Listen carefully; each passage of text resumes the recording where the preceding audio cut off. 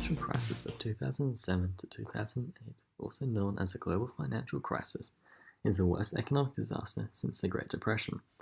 It began in 2007 with a crisis in the subprime mortgage market in the US, causing the collapse of the Lehman Brothers investment bank, leading to a global banking crisis. The causes of the financial crisis can be largely attributed to the collapse of the housing market in the US.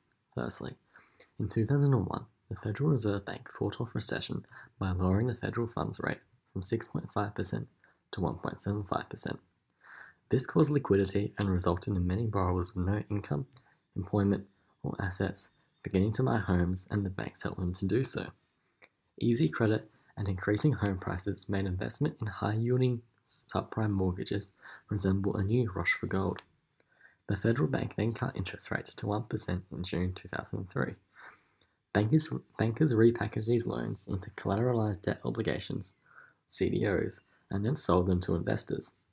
The State Cooperation Commission relaxed net capital requirements at 5 large investment banks, freeing them to leverage their initial investments up to 30 or 40 times. When interest rates inevitably started to rise, the first effects became notable.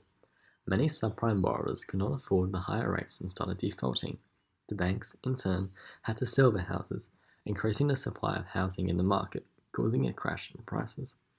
In turn, many subprime lenders filed for bankruptcy in 2007. Financial firms and hedge funds owed more than $1 trillion in securities that were backed by failing subprime mortgages. This caused the financial crisis.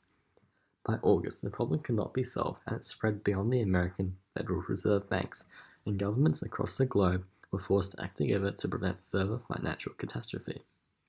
The US government enacted the National Economic Stabilization Act of 2008, creating $700 million to buy distressed assets, including mortgage-backed securities. Other governments followed with similar bailout programs, but many countries are still recovering today from the impacts. The financial crisis had many economic impacts in America and across the globe. Following the Lehman Brothers bank failure in September, many macroeconomic indicators deteriorated. Industrial output contracted sharply in much of the world. Commodity prices had been booming earlier in the year, but declined significantly towards the end of the year. There was a sudden contraction in the volume of world trade. In this environment, forecasters have had to scale down their forecasts for output growth repeatedly. The weak global macroeconomic output implies that borrowers have become riskier. Some are likely to face greater difficulties servicing their debts. Bad loans normally rise relative to total lending when economies turn down, and the current global downturn will be no exception to this pattern. In the current environment, this could weigh on the profitability of already weakened banking sectors in the major economies. In terms of numbers, over 8 million people lost their jobs, while 6 million lost their homes in the United States. This led to prolonged unemployment for many, making it hard for the economy to bounce back. Recovery from the financial crisis has been slow, as it has caused permanent damage. Numerous firms were forced to close their doors after going bankrupt, while many have failed to find a new job.